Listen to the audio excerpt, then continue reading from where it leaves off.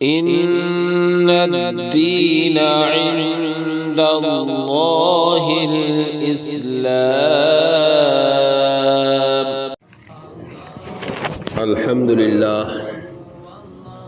لله رب العالمين والصلاة والسلام على سيد الأنبياء والمرسلين وعلى آله وأصحابه أجمعين. أما بعد فأعوذ بالله من الشيطان الرجيم. بسم الله الرحمن الرحيم. قال الله تبارك وتعالى: سبحان الذي أسرى بعبده ليلا من المسجد الحرام إلى المسجد الأقصى الذي باركنا حوله لنريه من آياتنا إنه هو السميع البصير. صدق اللہ العلی العظیم. یہ عروج کس کو نصیب تھا کہ تو اپنے رب سے قریب تھا. یہ عروج کس کو نصیب تھا کہ تو اپنے رب سے قریب تھا. تیرے انتظار میں رات بھر جو جہاں پہ تھا وہ رکا رہا. بزرگوں، بھائیوں، یہ رجب المرجب کا مہینہ ہے. مشہور قول کے مطابق اس مہینے میں حضرت رسول اکرم صلی اللہ علیہ وسلم کو معراج ہوئی ہے، اور اس مہینے کی بھی 27ویں رات زیادہ مشہور ہے. مختلف مہینے اور مختلف تاریخیں ذکر کی گئی ہیں تاریخ میں، سیرت کی کتابوں میں، کہ آپ کو کس مہینے اور کس تاریخ میں معراج ہوئی ہے. لیکن سب سے مشہور رجب کا مہینہ اور رجب کی 27 تاریخ ہے. معراج اس کے معنی زینے کے، سیڑھی کے آتے ہیں. حضور اکرم صلی اللہ علیہ وسلم نے طائف کا سفر کیا، اور طائف کے سفر سے پہلے مکے میں لوگوں کو ایک خدا کی دعوت دیتے رہے.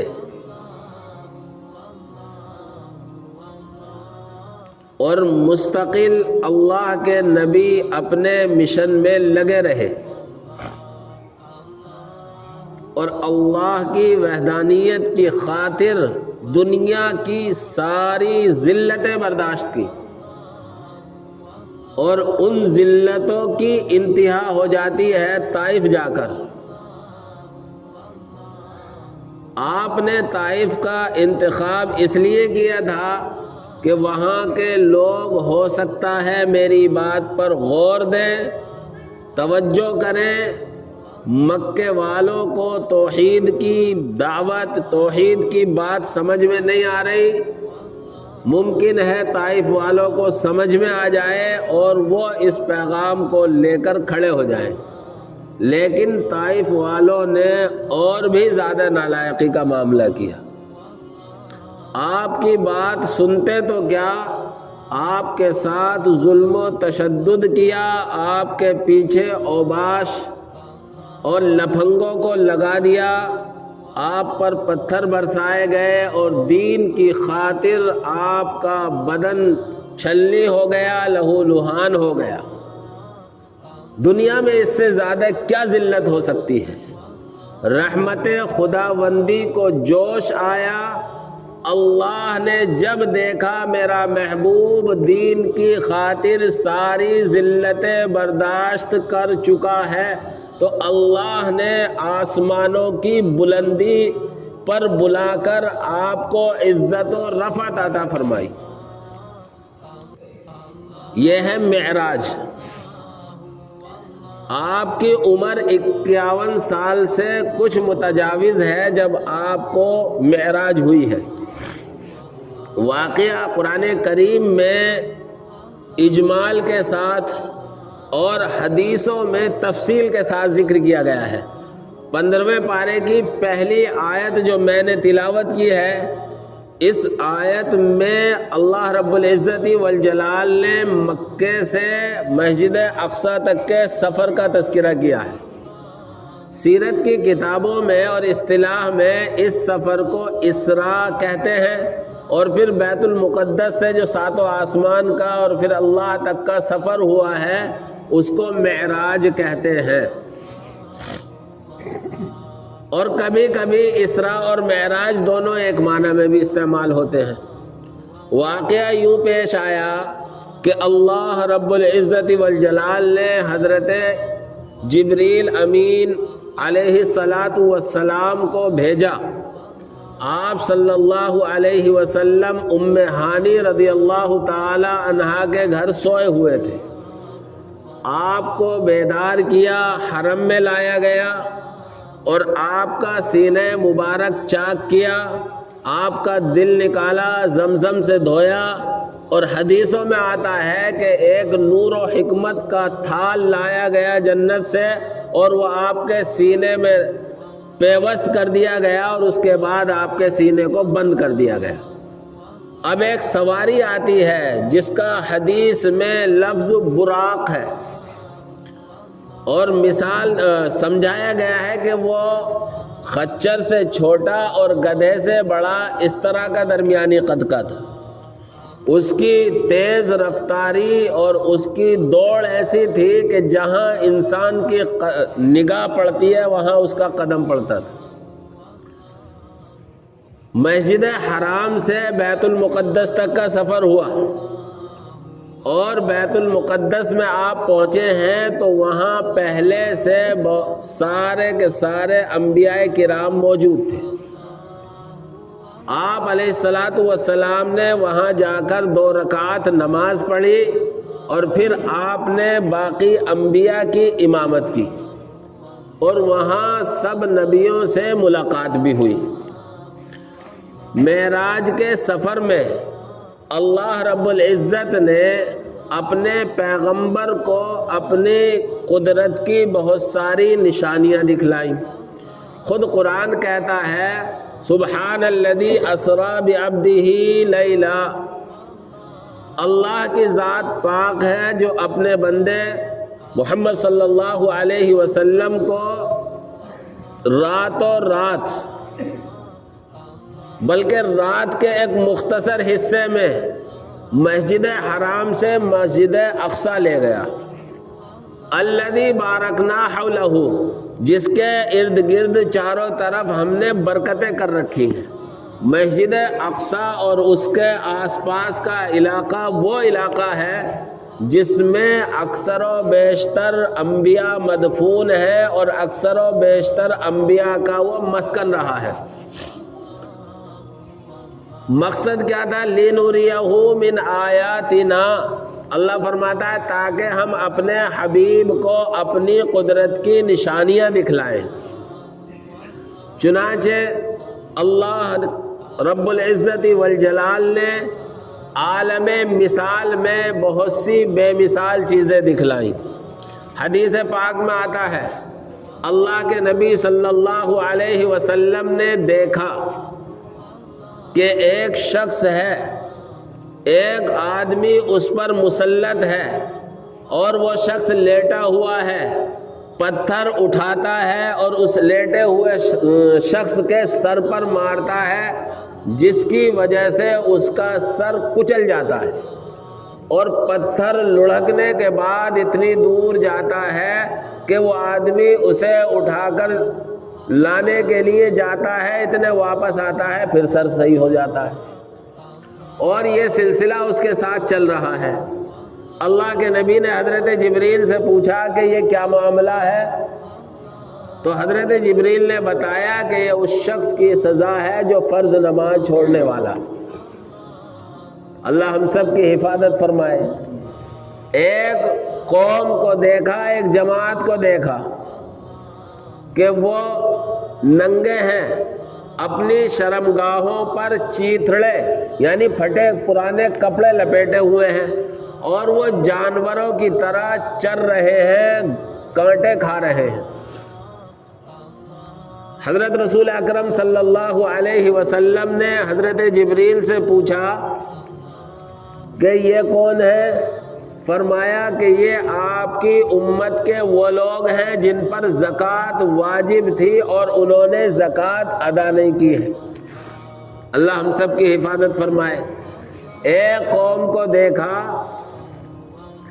کہ ان کے سامنے پکا ہوا تازہ گوشت بھی رکھا ہوا ہے اور ان کے سامنے سڑا ہوا گوشت ہے بدبودار۔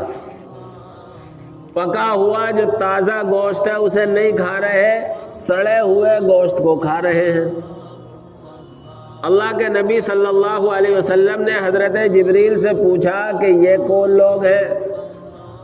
حضرت جبریل نے بتایا کہ یہ آپ کی امت کے وہ لوگ ہیں، وہ مرد ہیں، وہ عورتیں ہیں جنہیں اللہ نے حلال رشتہ بیوی کا یا عورت کو حلال رشتہ شوہر کا دیا اور وہ اپنے حلال رشتے کو چھوڑ کر ناجائز ادھر ادھر منہ مارتے پھرے۔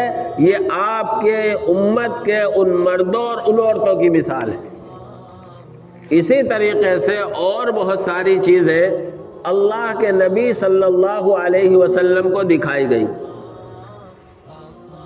اس تھوڑے سے وقت میں ساری چیزوں کا بیان کرنا ممکن نہیں۔ بیت المقدس میں نماز سے فارغ ہونے کے بعد ایک سیڑھی لائی گئی اور اس سیڑھی کے ذریعے سے حضور اکرم صلی اللہ علیہ وسلم حضرت جبریل علیہ السلام اور ایک فرشتے کے ساتھ اب آسمانوں کے سفر پر روانہ ہوتے ہیں۔ سب سے پہلے آسمان پر پہنچتے ہیں حضرت جبریل علیہ السلام، پہلے آسمان کا دروازہ کھٹکھٹاتے ہیں۔ دروازہ کھٹکھٹایا تو دربان نے پوچھا کہ کون؟ کہ جبرائیل۔ اس نے سوال کیا آپ کے ساتھ کون؟ کہ محمد۔ چنانچہ وہ پوچھتا ہے کہ آنے کی اجازت ملی ہے اللہ رب العزت والجلال کی طرف سے؟ کہ ہاں۔ دروازہ کھلتا ہے، ملاقات ہوتی ہے دربان سے، دربان مبارکبادی دیتا ہے۔ حدیث میں یہ الفاظ موجود ہیں مرحبا مرحبا وغیرہ کے۔ پہلے آسمان پر حضرت آدم علیہ السلام سے ملاقات ہوتی ہے۔ حضرت آدم علیہ السلام سے ملاقات ہوئی، حضرت آدم نے مبارکبادی دی۔ حضرت آدم بیٹھے ہوئے ہیں، دائیں طرف دیکھتے ہیں تو خوش ہوتے ہیں، بائیں طرف دیکھتے ہیں تو روتے ہیں۔ اللہ کے نبی نے حضرت جبرائیل سے پوچھا کہ یہ کیا ماجرا ہے؟ حضرت جبرائیل نے بتایا کہ دائیں طرف حضرت آدم کی وہ اولاد ہے جو جنت والے ہیں اور بائیں طرف وہ اولاد ہے جو جہنم والے ہیں۔ جب جنتیوں کو دیکھتے ہیں اپنی اولاد کو تو حضرت آدم خوش ہوتے ہیں، اور جب جہنمیوں کو دیکھتے ہیں تو حضرت آدم کو غم ہوتا ہے، روتے ہیں۔ پہلے آسمان سے پھر دوسرے آسمان پر پہنچے۔ دوسرے آسمان پر بھی یہی سوال و جواب ہوئے دربان سے، اور سوال و جواب کے بعد دربان نے دروازہ کھولا تو دوسرے آسمان پر حضرت یحییٰ اور حضرت عیسیٰ علیہ السلام سے ملاقات ہوئی۔ پھر تیسرے آسمان پر پہنچتے ہیں، دربان سے یہی سوال و جواب ہوتے ہیں۔ تیسرے آسمان پر حضرت یوسف علیہ السلام سے ملاقات ہوتی ہے، حضرت یوسف علیہ السلام مبارکبادی دیتے ہیں۔ چوتھے آسمان پر پہنچتے ہیں تو چوتھے آسمان پر حضرت ادریس علیہ السلام سے ملاقات ہوتی ہے، اور وہاں بھی ساری یہ مبارکبادیوں کا سلسلہ چلتا ہے۔ پانچویں آسمان پر پھر پہنچتے ہیں تو حضرت ہارون علیہ السلام سے ملاقات ہوتی ہے، اور وہاں بھی یہی سوال و جواب دربان سے، اور پھر حضرت ہارون سے مبارکبادی اور دعا سلام۔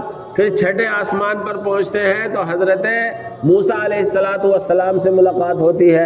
حضرت موسیٰ علیہ السلام سے ملاقات کے بعد پھر ساتویں آسمان پر پہنچتے ہیں تو ساتویں آسمان پر بھی حضرت ابراہیم علیہ السلام سے ملاقات ہوتی ہے۔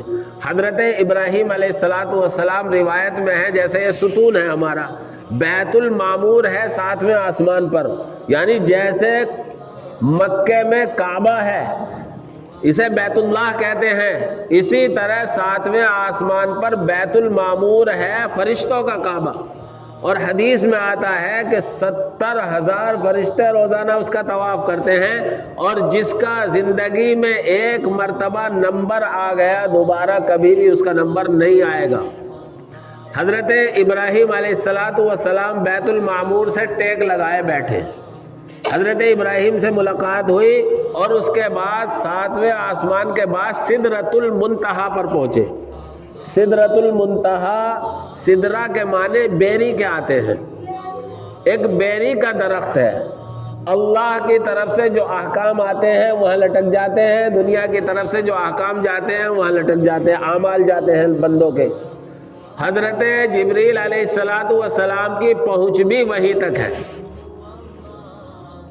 آگے حضرت جبریل علیہ السلام بھی نہیں جاتے۔ حضرت جبریل علیہ السلام کو وہاں اللہ کے نبی نے اصلی شکل اور صورت میں دیکھا، اور اصلی شکل اور صورت یہ تھی کہ حضرت جبرائیل کے 600 پر ہیں، اور ایک پر کے بارے میں بتایا جاتا ہے کہ ایک پر اگر کھول دیں حضرت جبرائیل تو مغرب سے مشرق تک کا جو فاصلہ ہے اس کو ڈھانک لے۔ اندازہ لگائیں حضرت جبرائیل علیہ السلام کتنے طاقتور۔ قرآن کی سورہ نجم میں جب سدرۃ المنتہا سے آگے گئے ہیں تو حضرت جبرائیل نے کہا اب میں نہیں جا سکتا، یہاں تک میں ساتھ دے سکتا تھا، اگر آگے گیا تو میرے پر جل جائیں گے۔ حضرت شاہ عطا اللہ بخاری ابھی 47 سے پہلے کے ایک بڑے عالم تھے، مقرر تھے، وہ کہا کرتے تھے یہاں مچل کر کہ جبرائیل تو بے وفا نکلا، اگر میں اللہ کے نبی کے ساتھ ہوتا تو میں سدرۃ المنتہا پر یوں نہیں کہتا کہ آگے میں نہیں جا سکتا، چاہے میرے پر جلتے یا میں سارا جلتا، لیکن محمد سے بے وفائی نہ کرتا۔ آگے پہنچتے ہیں، اللہ سے ملاقات ہوتی ہے۔ قرآن نے بیان کیا ہے علمہ شدید القویٰ ذو مرۃ فاستویٰ وہو بالافق الاعلیٰ ثم دنا فتدلی فکان قاب قوسین او ادنیٰ فاوحی الی عبدہ ما اوحی ما کذب الفؤاد ما رأی۔ پوری یہ آگے تک آیتیں ہیں جن میں اللہ رب العزت سے آپس میں آمنے سامنے بیٹھ کر راز و نیاز کی باتوں کا ہونا اور ان ساری چیزوں کا، ملاقاتوں کا ہونا تذکرہ کیا گیا ہے۔ اس کے بعد اللہ کی طرف سے 3 تحفے لے کر واپس آتے ہیں، 3 تحفے لے کر واپس آتے ہیں۔ پہلا تحفہ 50 نمازوں کا، دوسرا تحفہ سورہ بقرہ کا آخری رکوع، اور تیسرا تحفہ پوری امت کبھی بھی ایک ساتھ ہلاک نہیں ہوگی۔ واپس آئے، حضرت ابراہیم سے ملاقات ہوئی، حضرت موسیٰ سے ہوئی۔ ابراہیم نے کچھ نہیں کہا، موسیٰ علیہ السلام ہے کلیم اللہ، اللہ سے بات کرنے والے۔ موسیٰ علیہ السلام نے کہا محمد کیا تحفہ لے کر آئے؟ بتایا یہ 3 تحفے ملے ہیں۔ کہنے لگے بہت مبارک، لیکن یہ 50 نمازیں جو ہیں یہ بہت ہیں، میں اپنی امت کا تجربہ کر چکا ہوں، بنی اسرائیل کا تجربہ کر چکا ہوں، 50 بہت ہو جائیں گی، کم کرا لو۔ حضور گئے، حضور کے سمجھ میں آیا، اور اسی طرح لگاتار 9 مرتبہ جاتے رہے، بار بار حضرت موسیٰ کہتے رہے کم کراؤ کم کراؤ، 5 بچی۔ 5 جب بچی تو پھر حضرت موسیٰ نے کہا کہ محمد سوچ لو، ابھی کم کرا لو۔ کہنے لگے اب بار بار جاتے ہوئے شرم آتی ہے، دوسری وجہ یہ بھی کہ ہر بار 5 کم ہو رہی ہیں، اگر اس بار بھی چلے گئے اور 5 ہی کم کر دی تو خالی ہاتھ واپس آئیں گے۔ اللہ رب العزت والجلال کی شان دیکھیے، حضرت جبریل، حضرت رسول اکرم صلی اللہ علیہ وسلم نے تو یہ کہا کہ اب جاتے ہوئے شرم آتی ہے، اس سے پہلے نہیں کہا۔ اللہ کی طرف سے آواز آتی ہے کہ محمد جاؤ، نمازیں تو 5 ہیں لیکن ثواب 50 نمازوں کا ہوگا۔ اور آپ علیہ السلام پھر واپس آئے، اور واپس آ کر پھر بیت المقدس آئے، اور بیت المقدس سے پھر مکے کا سفر، یہ سارے کا سارا رات کے کچھ حصے میں ہوا۔ بلکہ بعض روایتوں میں یہ آتا ہے کہ اللہ کے نبی صلی اللہ علیہ وسلم کے لیے ساری چیزوں کو روک دیا گیا، اور آپ علیہ الصلاۃ والسلام جب مکے میں آتے ہیں اور مکے میں آپ اپنی اس بات کا تذکرہ کرتے ہیں تو بہت سارے لوگوں نے مذاق اڑانا شروع کر دیا کہ لو اب تک تو ایسی باتیں کرتے تھے، اب تو ایک رات میں بیت المقدس بھی چلے گئے اور ساتوں آسمان پر بھی چلے گئے۔ حضرت ابو بکر صدیق موقع پر نہیں تھے، راستے میں کسی کو ملے، کہنے لگے ارے بھائی اب تو تمہارے دوست ساتوں آسمان کے سفر کا اور بیت المقدس کے سفر کا بھی تذکرہ کر رہے ہیں۔ کہنے لگے کیا ہو گیا؟ تو وہ تو ہمیشہ سے آسمان سے اوپر کی اور زمین سے نیچے کی باتیں بتاتے ہیں، ہم ان کی تصدیق کرتے ہیں، ہم اس بات کی بھی تصدیق کریں گے اللہ کے نبی کی ذرہ برابر بات میں ذرہ برابر شک اور شبہ نہیں ہے۔ اللہ کے نبی کہتے ہیں معراج کا جب واقعہ میں نے سنایا تو ہر ایک کو کوئی نہ کوئی شک اور شبہ ہوا۔ ابو بکر وہ شخصیت تھی جس نے بغیر کسی شبہ اور شک کے کہا کہ یہ بات سچ ہے۔ اللہ کے نبی نے اسی بنیاد پر صدیق کا لقب عطا فرمایا۔ صدیق کے معنی ہے بہت زیادہ سچ بولنے والا۔ اب مکے کے کافروں میں جب یہ چرچا ہوا تو کوئی کہنے لگا ارے واہ، کہنے لگا اچھا بیت المقدس گئے تھے تو بتائیے پنکھے کتنے تھے، کھڑکیاں کتنی تھی، دروازے کتنے تھے؟ ہم یہاں 15 سال تو مجھے ہو گئے، میرے سامنے یہ مسجد بنی، میں یہ نہیں بتا سکتا کہ اس میں کھڑکیاں کتنی ہیں گنے بغیر۔ آپ سب حضرات آتے ہیں، کبھی کسی کو یاد نہیں ہوا؟ اللہ کے نبی تو مہمان خصوصی بن کے گئے، کیا وہاں ونڈو اور پنکھے گننے گئے تھے؟ پنکھوں کا میں یہ تذکرہ کر رہا ہوں کہ ایسی چیزیں پوچھنے لگے۔ اللہ نے پھر بھی اپنے نبی کے سامنے ساری چیزیں کر دی اور ایک ایک چیز دیکھ کر اللہ کے نبی بتاتے رہے۔ پھر بھی جو نہ ماننے والے تھے، کوئی جادوگر، کوئی کچھ اس طریقے سے کہا۔ یہ آپ علیہ الصلاۃ والسلام کا وہ معجزہ ہے جو اللہ نے اپنے نبی کو عطا فرمایا، اس کے علاوہ کسی نبی کو عطا نہیں فرمایا۔ ایسے شان والے اور ایسے عظمت والے ہمارے نبی ہیں۔ یہی شعر کسی شاعر نے کہا ہے حضور ہی کے بارے میں کہ یہ عروج کس کو نصیب تھا، یہ عروج کس کو نصیب تھا کہ تو اپنے رب سے قریب تھا، تیرے انتظار میں رات بھر جہاں پہ تھا وہ وہاں رکا رہا۔ یعنی اللہ نے ساری چیزوں کو روک دیا۔ اللہ رب العزت ہمیں آپ کو اپنے اس نبی کی قدردانی کی توفیق عطا فرمائے اور آپ علیہ الصلاۃ والسلام کی لائی ہوئی شریعت کے مطابق زندگی گزارنا آسان فرمائے۔ آمین۔ وآخر دعوانا ان الحمد للہ۔